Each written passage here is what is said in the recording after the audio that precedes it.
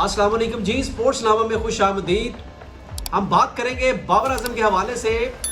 वो लोग जो कहते थे कि बाबर आजम फेल हो चुका है, बाबर आजम का करियर ख़त्म हो चुका है, अब बाबर आजम कभी भी प्लेइंग 11 का हिस्सा नहीं बनेगा, क्रिकेट के मैदानों में बाबर आजम अब नज़र नहीं आएगा।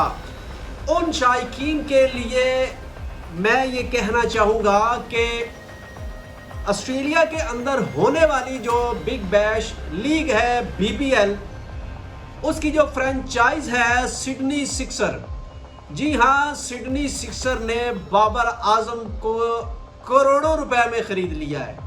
बाबर आजम की करोड़ों रुपए में बोली लगा दी है और बिग बैग लीग का बाबर आजम को हिस्सा बना दिया है।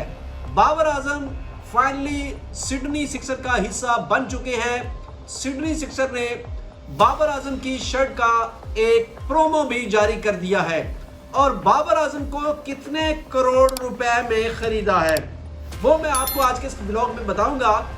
बाबर आजम की जो बोली है जनाब, वो 11 करोड़ रुपए।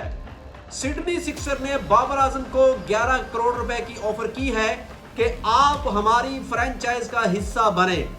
तो बाबर आजम के चाहने वालों के लिए बड़ी खुशखबरी है कि बाबर आजम फाइनली जो है PCB की जानिब से उनको चंद दिन पहले NOC जारी किया गया था लीग खेलने के लिए।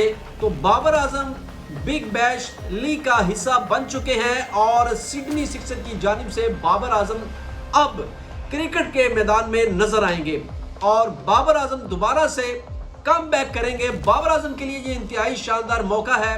अगर वो इस लीग में ज़बरदस्त किस्म की परफॉर्म का मुजाहरा कर जाते हैं और अपने स्ट्राइक रेट को दोबारा से गेन कर लेते हैं तो बाबर आजम की टीम में वापसी यकीनी हो सकती है और बांग्लादेश के खिलाफ जो सीरीज होने जा रही है पाकिस्तान की, बाबर आजम उसका हिस्सा बन सकते हैं। बाबर आजम के लिए ये एक ज़बरदस्त किस्म का चांस है।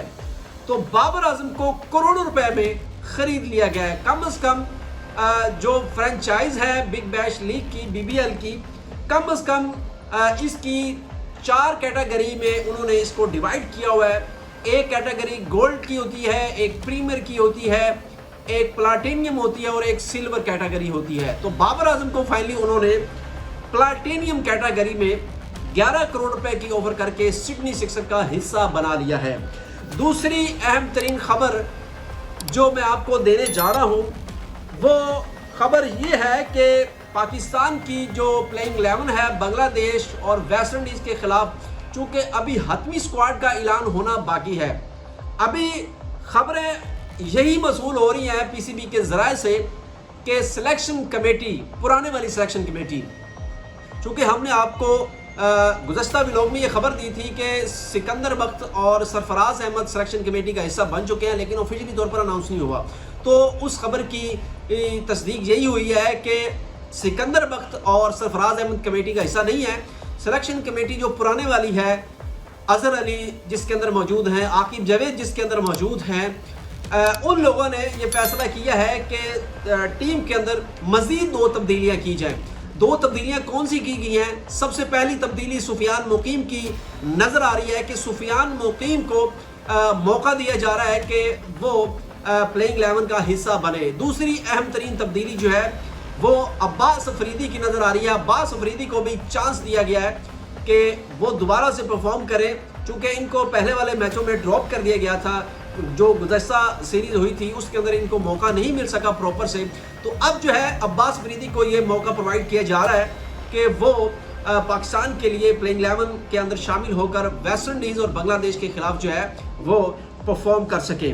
तीसरी अहम तरीन खबर जो वर्ल्ड टेस्ट चैंपियनशिप, आपको पता है कि वर्ल्ड टेस्ट चैंपियनशिप का जो फाइनल है वो चल रहा है और सबसे, चूँकि जब ये सीरीज शुरू हुई थी वर्ल्ड टेस्ट चैंपियनशिप, तो उस टाइम पे जो फेवरेट टीम करार दी जा रही थी वो ऑस्ट्रेलिया थी, लेकिन अब जो है वो काया पलट चुकी है और टिम्बा बहुमा जो है जनूबी अफ्रीका के कप्तान, उनकी टीम को अब फेवरेट करार दिया जा रहा है और सिर्फ चंद स्कोर बाकी हैं और मे भी हो सकता है कि जब तक हमारा ये व्लॉग कंप्लीट हो हो सकता है कि जनूबी अफ्रीका जो वर्ल्ड टेस्ट चैंपियनशिप का फाइनल है वो जीत चुकी हो।